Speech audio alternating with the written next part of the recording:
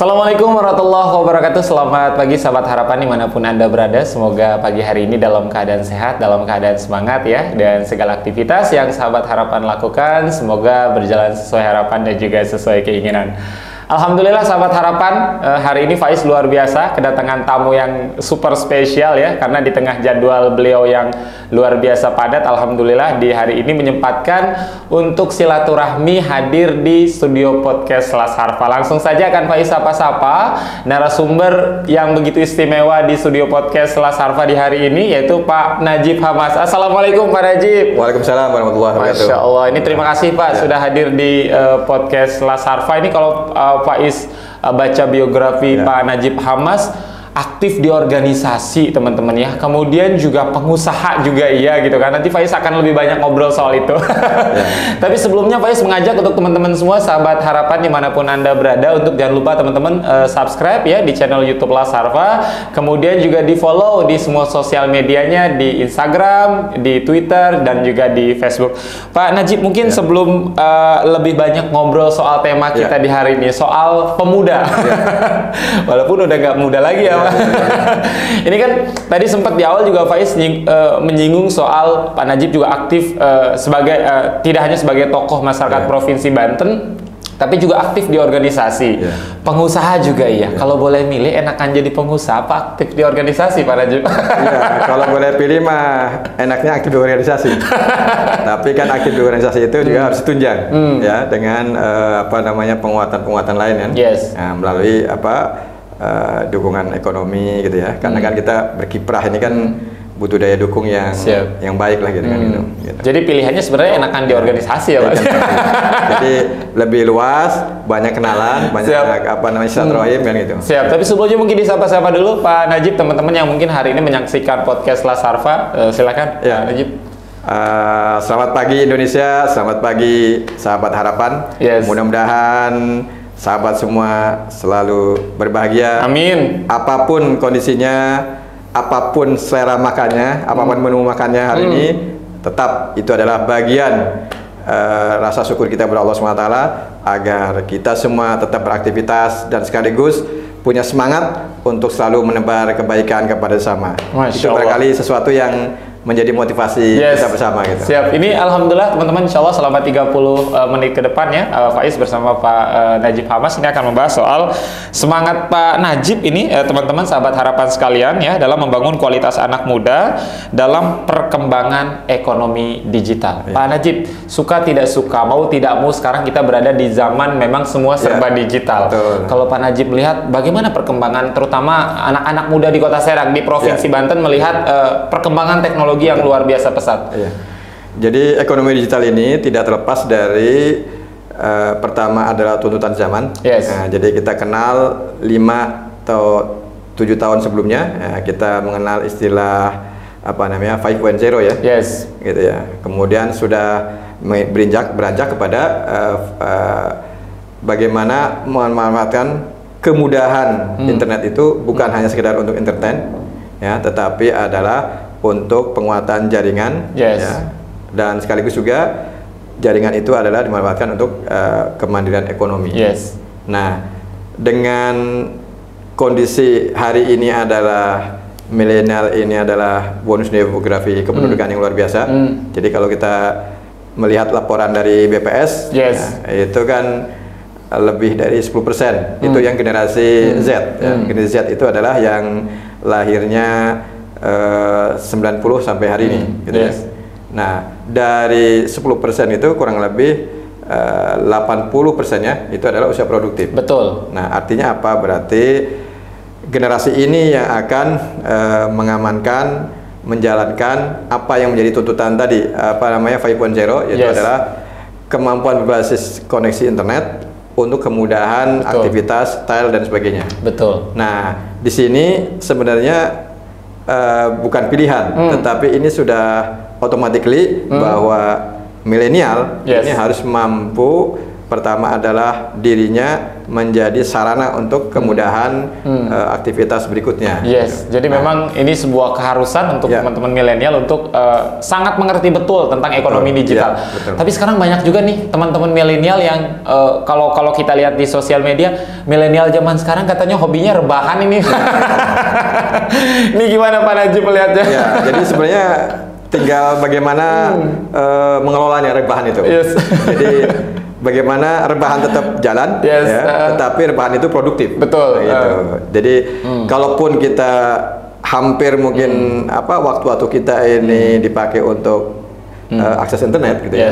Nah, kalaupun rebahan itu bagaimana supaya itu berdampak kepada ekonomi. Yes, rebahan yang berkualitas gitu ya, betul, Pak Najib. Pak Najib, kalau kita bandingkan dengan kota-kota besar, taruhlah kita bandingkan dengan beberapa kota besar di Indonesia. Apakah memang Kota Serang atau Provinsi Banten generasi-generasi mudanya tertinggalkah atau seperti apa? Dari kacamata Pak Najib sebagai tokoh masyarakat Banten. Jadi pemakaian platform atau medsos ya, sarana medsos itu kan kita bisa pahami ya. Kalau yang usianya di atas 40 kan Twitter ya, serius-serius gitu kan, tidak pernah ketawa gitu kan. Nah, kemudian yang 30 sampai 40 gitu ya, itu masih di FB. Ya, gitu. Nah, yang generasi Z sebenarnya kecenderungannya semakin meningkat, yaitu adalah melalui platform TikTok dan Instagram gitu ya. Karena apa? Interaktif, komunikatif dan sebagainya gitu ya. Nah, fenomena di Provinsi Banten khususnya Kota Serang memang generasi Z kita ini masih lebih banyak memakai koneksi internet ini adalah untuk entertain. Betul. Jadi belum semuanya maksimalkan untuk potensi ekonomi. Betul. Nah, ini sebenarnya yang harus kita dorong, gitu ya. Nah, karena itu kalau bicara masalah ekonomi mikro dalam hal ini UMKM, itu adalah terlepas pertama adalah fungsi pemerintah. Tepat ya. Sepakat. Bagaimana pemerintah harus bisa menstimulan ya iklim atau suasana supaya ini menjadi bagian tidak terpisahkan dari style anak muda, gitu kan. Nah, yang kedua, bagaimana iklim ekonomi, ya, karena kita lihat kemarin krisis moneter, itu siapa yang gulung tikar? Yang gulung tikar adalah pelaku ekonomi makro. Betul. Perusahaan besar, ekonomi makro ya, yang berbasis modal besar, ya, tetapi karena perputarannya tidak sesuai, maka keropos mereka. Betul. Nah, ternyata yang survive, yang bertahan itu adalah pelaku ekonomi makro. Jadi mikro. Jadi biarkan perusahaan-perusahaan besar itu gulung tikar, ya, tapi orang ngebaso, orang makan seblak itu tetap tidak ada terkurangi gitu ya. Siap. Jadi intinya adalah ke depan memang fondasi ekonomi kita itu ditopang lebih kepada penguatan ekonomi mikro. Nah, sekarang pertama adalah tuntutan ekonomi mikro diperkuat, yang kedua adalah tuntutan bagaimana ekonomi digital ini bisa kita maksimalkan. Nah, tinggal SDM. Jadi generasi sahabat kaum muda ini tinggal pilih mau ikut kereta ya kemajuan ini atau mau tertinggal. Betul. Nah, tentunya sahabat muda yang punya obsesi sukses setiap hari di masa datang dan seterusnya, ini adalah pilihan yang tidak ada pilihan. Betul, pilihan yang tidak ada pilihan. Berarti bukan pilihan ya. Siap, ini menarik, artinya tadi Pak Najib menyampaikan bahwa ketika pelaku usaha-usaha makro yang memang punya modal yang besar justru tidak berdaya menghadapi guncangan ekonomi yang dasar. Justru teman-teman yang UMKM, mikro, kecil menengah ini justru survive sampai dengan saat ini seperti itu. Dan ada poin yang menarik juga yang tadi Pak Najib sampaikan, ini sahabat, adalah bahwasanya kalau dibandingkan dengan kota-kota lain, biasanya kalau Kota Serang, Provinsi Banten lebih banyak lebih banyak internetnya dipakai untuk hiburan. Betul, entertain ya. Tapi Pak Najib, Faiz bertanya berikutnya soal, kalau Faiz lihat di sosial media kan Pak Najib termasuk salah satu tokoh Provinsi Banten yang aktif sekali bermain di sosial media, di Instagram, di Facebook. Yang pengen Faiz tanya, itu sendiri atau ada admin sih, Pak? Jadi kalau untuk yang konten-konten privasi itu sendiri, tapi kalau untuk yang normatif, seremonial itu ada admin gitu. Nah, jadi karena kadang-kadang sentuhan perasaan, ya, narasi statusnya, itu kan ada yang memang kadang-kadang perlu kita langsung, gitu kan, tidak bisa diwakilkan. Siap, gitu siap. Jadi pertanyaan netizen terjawab ya, ini teman-temannya. Coba dong tanyain sama Pak Najib itu yang ngelola akunnya pribadi atau memang ada tim. Ternyata bisa pribadi, bisa tim ya. Tergantung temanya. tergantung tema. Pak Najib, kalau kita lihat kan alhamdulillah sekarang kita sudah mulai agak, walaupun belum 100% bebas dari pandemi COVID-19 teman-teman, tapi memang alhamdulillah bahkan kemarin WHO mengatakan sudah hampir hilang lah seperti itu. Ini tentu sebuah angin segar, sebuah kebahagiaan untuk pelaku UMKM setelah kemarin kita ditampar keras habis-habisan oleh pandemi dan lain sebagainya. Kalau Pak Najib melihatnya, apakah ini peluang yang luar biasa terbuka atau seperti apa?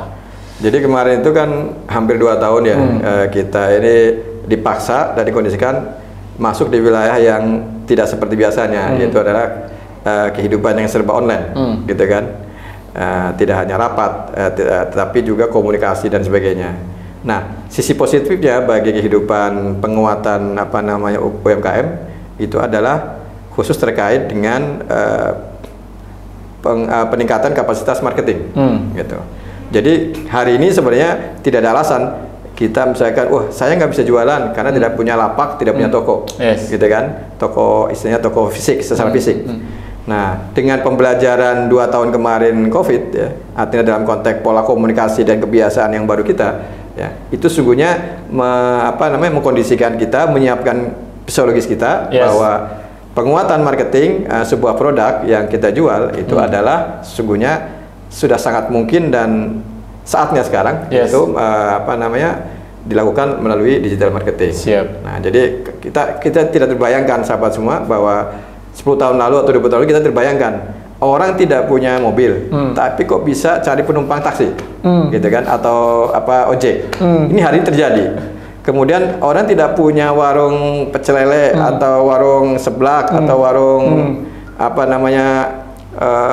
kopi. Nah, hari ini itu bisa dengan digital marketing itu bisa dilaksanakan. Siap. Bahkan tanpa harus keluar rumah, kita pesan apa aja sampai sendiri makanan ke rumah. Jadi ini mungkin nggak kebayang dulu ya. Siap. Sebenarnya sudah terbayang oleh pihak-pihak yang terkait. Cuman kita sebagai konsumen, masyarakat umum itu terkait kaget, gitu kan. Nah, bahkan tadi perusahaan besar ya, yang tadinya pemasarannya manual, ini mau tidak mau harus menyesuaikan, yaitu adalah melalui digital marketing. Ya, contohnya misalkan ada sebuah perusahaan taksi besar, ini hampir gulung tikar ya karena tidak memakai digital marketing. Nah, sekarang sudah masuk melalui aplikasi. Ya, kemudian perusahaan mall terbesar misalkan kan, itu separuh bubar, separuhnya adalah bermetamorfose ya, pemasaran melalui digital marketing. Ya, gitu. Nah, jadi ini sungguhnya pilihan-pilihan yang kalau memang mau tetap survive, maka masuk di wilayah digital marketing. Kalau mau survive harus masuk di wilayah digital marketing seperti itu ya, karena memang sekarang semua serba online teman-teman ya. Banyak sekali keuntungan dari online, tidak harus sewa toko dan lain sebagainya, Pak. Lebih efisien, lebih efisien dan juga lebih hemat. Banyak juga yang nanya ini Pak Najib, netizen ya, teman-teman sahabat harapan yang menyaksikan. Pak Najib kan asli Banten ya, Pak Najib ya, ini teman-teman pengen tahu katanya seberapa cinta Pak Najib dengan Banten. Ini Pak Is sih sebenarnya Pak Is punya challenge nih, siap nggak nih Pak Najib? Siap, sebutkan 5 tempat wisata paling keren di Banten, Pak Najib. Pertama adalah Masjid Kesultanan Banten. Masjid Kesultanan Banten, siap. Benteng Surosohan. Benteng Surosohan. Kemudian irigasi atau Bendungan Pamarayan. Bendungan Pamarayan, siap.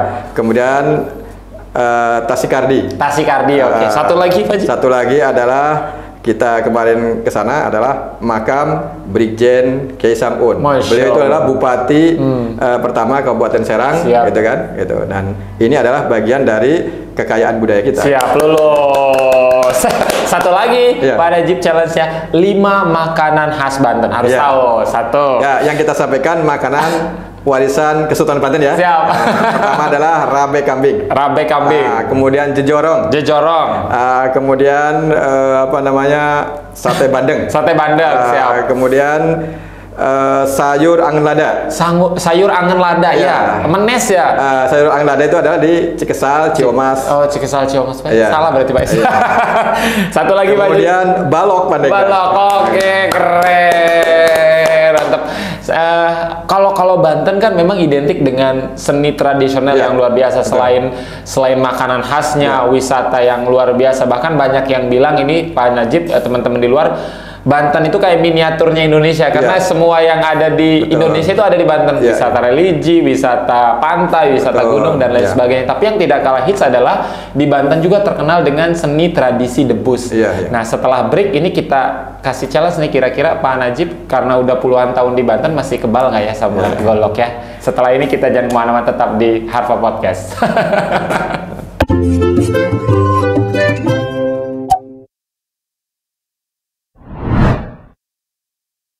Ya, sahabat harapan, tentunya masih bersama Faiz dan juga narasumber Faiz di hari ini yang luar biasa, Pak Najib Hamas, tokoh masyarakat Provinsi Banten. Kalau tadi kan sempat di segmen pertama keputus ini teman-teman ya.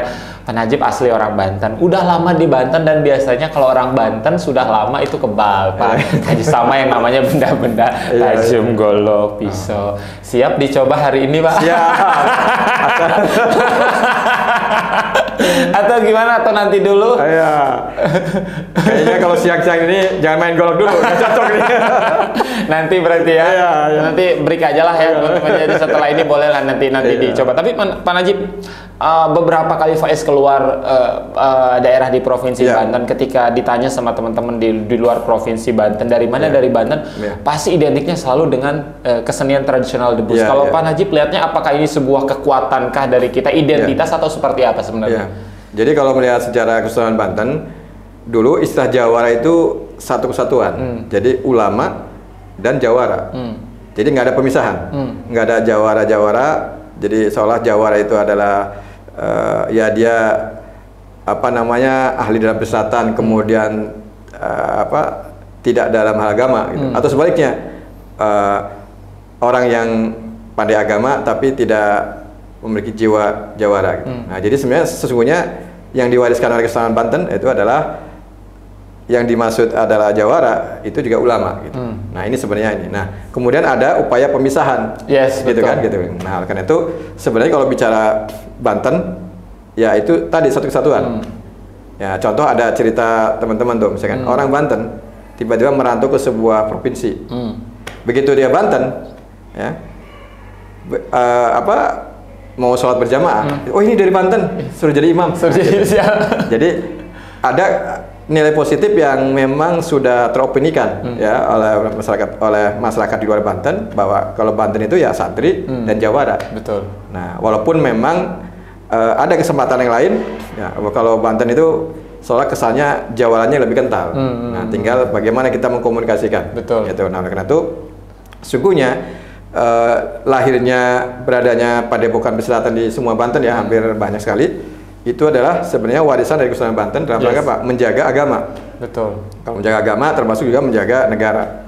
Karena Pak, kalau bicara perbandingan keraton Kesultanan Banten dengan keraton lain Indonesia, itu menurut literatur yang ada, itu Kesultanan Banten itu paling lengkap. Kesultanan Banten paling lengkap kawasannya. Karena Pak, di situ ada masjid, ada wihara, ada benteng pertahanan, kemudian ada tempat menerima tamu, ya itu Tarsikadi, ya, itu lewat lorong bawah tanah itu ada jalan yang dari Kesultanan ke Tarsikadi gitu, dan ada beberapa tempat gitu ya. Nah, artinya apa?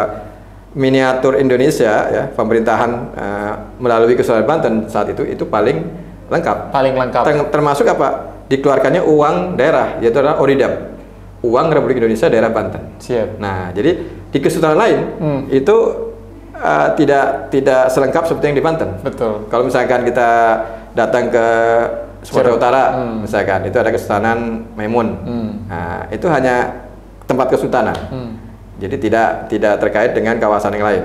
Kemudian di tempat-tempat lain juga sama. Gitu. Nah, artinya apa?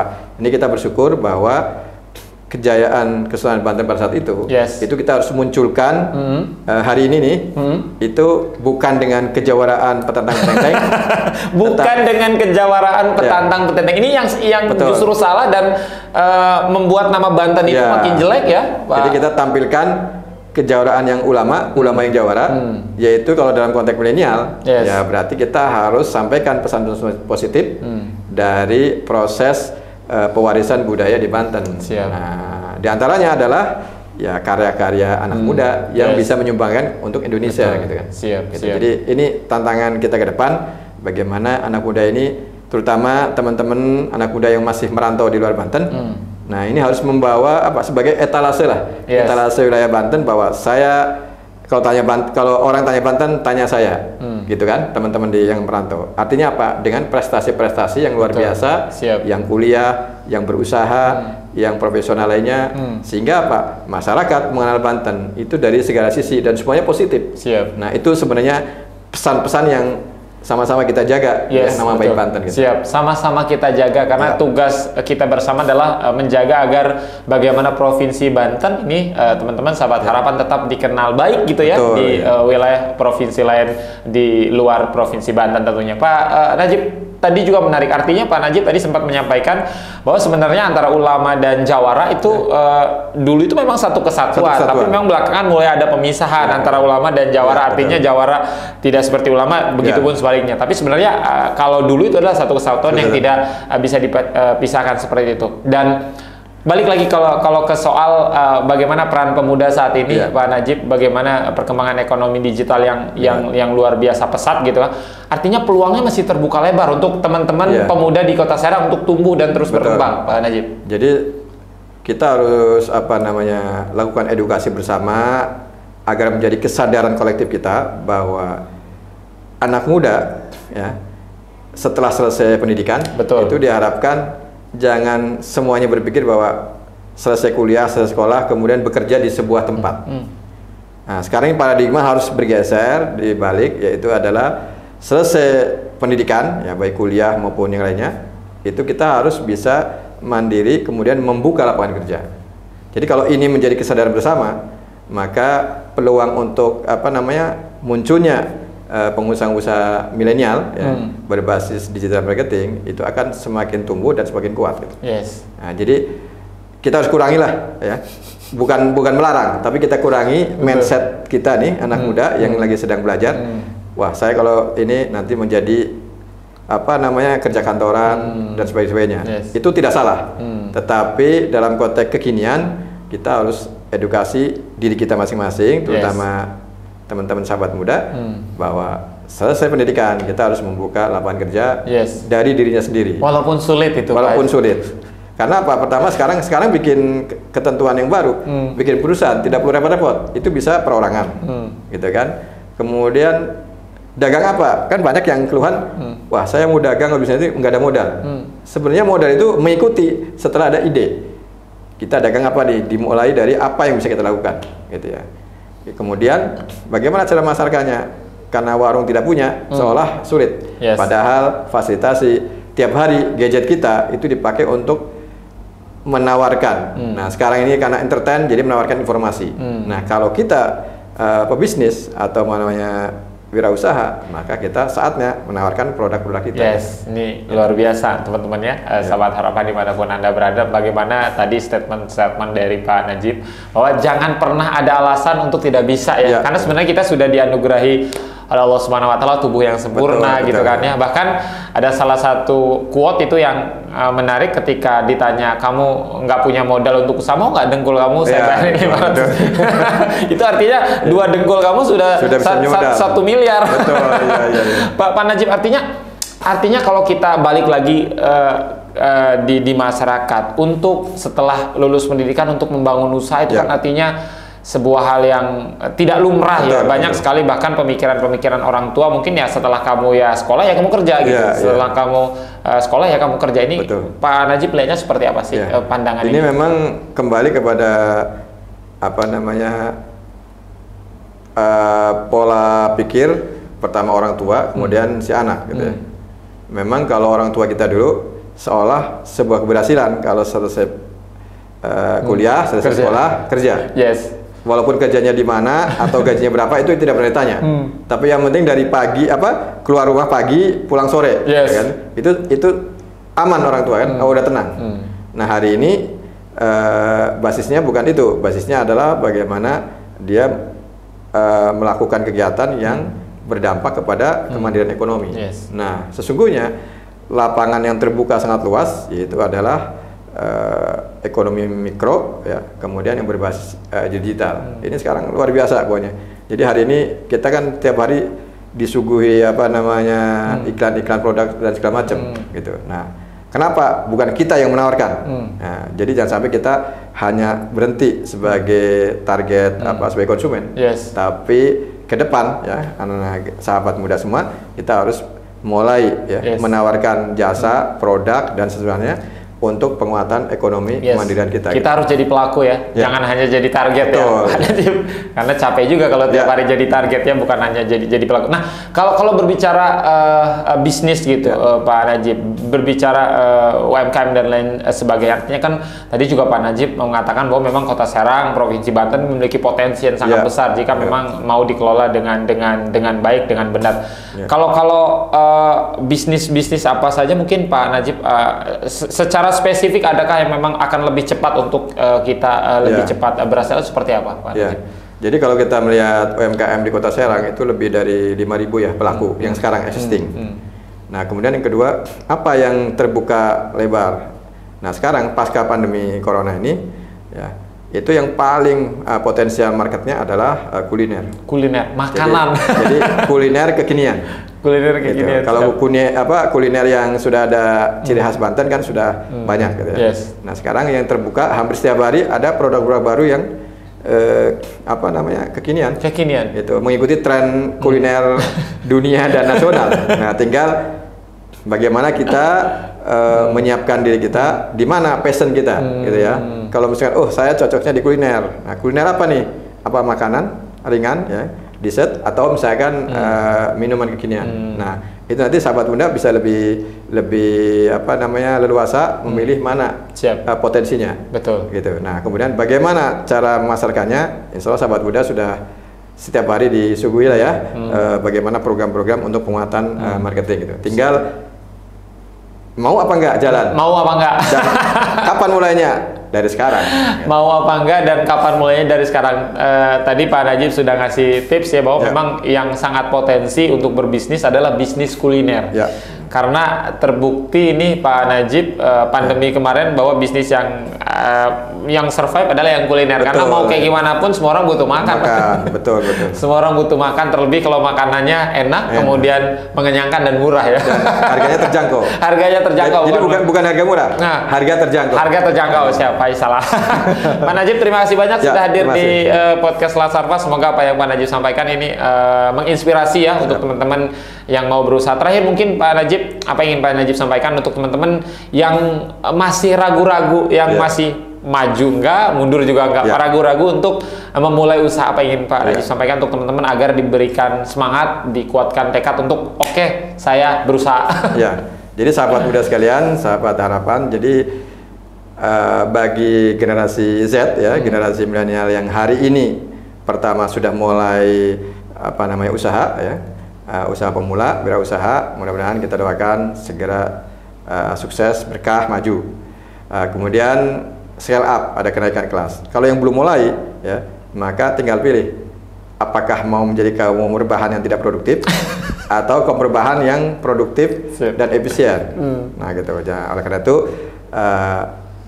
khususnya yang memang masih punya niatan menjadi pekerja kantoran, silakan dipertimbangkan kembali, gitu ya, supaya ini menjadi pilihan-pilihan yang sangat menarik untuk kedepannya. Karena apa? Ada kebahagiaan tersendiri pada saat kita melibatkan orang lain untuk bekerja bersama kita.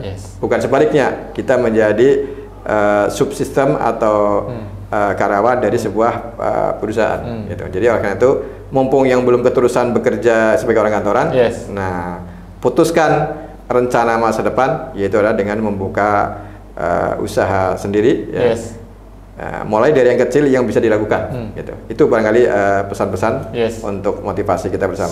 Mulai dari hal yang kecil yang bisa dilakukan kuncinya. Jangan dulu hal yang besar yang nggak bisa dilakukan, ya, Pak Najib.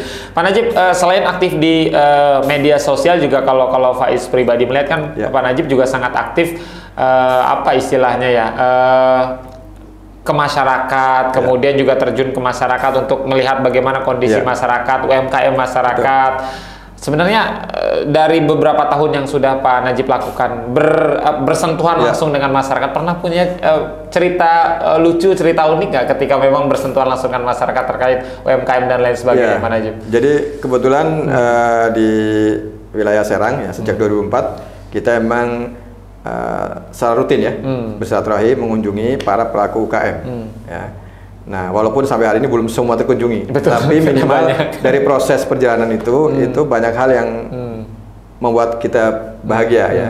Pertama adalah bisa membantu masyarakat yang tadinya blank ya, tidak paham tentang usaha mikro itu terbantu. Yang kedua, bisa menaikkan kelas UKM. Artinya menaikkan kelas itu adalah tadinya awalnya adalah usahanya produk tertentu, kemudian dengan pendampingan mereka kemudian usahanya semakin maju, gitu ya. Nah, jadi ada sebuah kelompok ibu-ibu ya di sebuah kecamatan. Waktu awalnya mereka ragu, bisa nggak saya memproduksi sesuatu ya yang bisa dijual secara komersial? Ragu akan dirinya sendiri, agar potensinya, gitu ya. Padahal sebenarnya potensinya dari alam sekitarnya, masyarakat sekitarnya, kemudian didampingi, dikelola. Nah, sekarang sudah luar biasa. Jadi sekarang mereka, Pak Najib kapan datang ke kampung kami? Nggak usah apa-apa, nanti kita bancakan makan bersama. Jadi mereka sudah menantang untuk mencicipi kebahagiaan dan kesuksesan mereka. Gitu. Jadi ada di wilayah Kecamatan Tungging Teja dua kelompok ibu-ibu gitu ya, yang tadinya tidak berekonomi, sekarang mandiri secara ekonomi. Untuk membuat kue kering, olahan kue kering. Ini menarik juga nih teman-teman sahabat harapan. Ketika pertama kali Pak Najib datang, kemudian mohon maaf ibu-ibu tadi merasa tidak pede gitu ya kan kemampuan dirinya sendiri, kemudian akhirnya dikuatkan. Dulu ngomong apa sih Pak waktu itu ke ibu-ibu itu? Jadi pada saat silaturahim, kemudian ibu-ibu itu kan biasa ibu-ibu itu kalau sudah selesai masak, habis zuhur nih siang sampai sore itu kan nganggur. Betul. Gitu kan. Paling kalaupun ada pengajian, kegiatan itu kan seminggu atau 2 minggu sekali. Nah, pada saat ngobrol ya, itu mereka ada beberapa keinginan dan harapan. Gimana caranya supaya waktu yang dia punya itu lebih efektif dan produktif. Gitu kan. Kalau hanya nunggu waktu sore kemudian istirahat, besoknya lagi kerja rutin, ya kerja rumah tangga atau kerja mungkin di kebun dan sebagainya, itu rasanya banyak waktu terbuang. Betul. Nah dari situlah baru kita sama-sama ngobrol dengan mereka apa potensi lokal yang bisa dikembangkan. Siap. Nah ternyata di sebelah rumahnya ada pohon pisang. Pohon pisang. Sebelah rumahnya lagi ada singkong. Gitu kan? Nah Bu, ini kan bisa jadi duit. Iya Pak, tapi murah katanya harga murah, pisang. Siap, harga pisang murah siap. Nah, memang kalau dipetik atau di singkong dicabut, dijual ke pasar sangat murah. Sangat murah. Siap. Nah, akhirnya kita dampingi mereka buat semacam kelompok usaha bersama, bikinlah keripik, bikinlah ini. Kemudian gimana supaya keripik itu kalau hanya dibungkus plastik biasa, ya dijual ke pasaran, itu harganya juga tetap tidak terlalu mahal. Betul. Nah, akhirnya kita dampingi dengan instansi dinas terkait dari keripik yang gorengnya biasa-biasa saja, kemudian didampingi cara kualitas keripiknya yang bagus.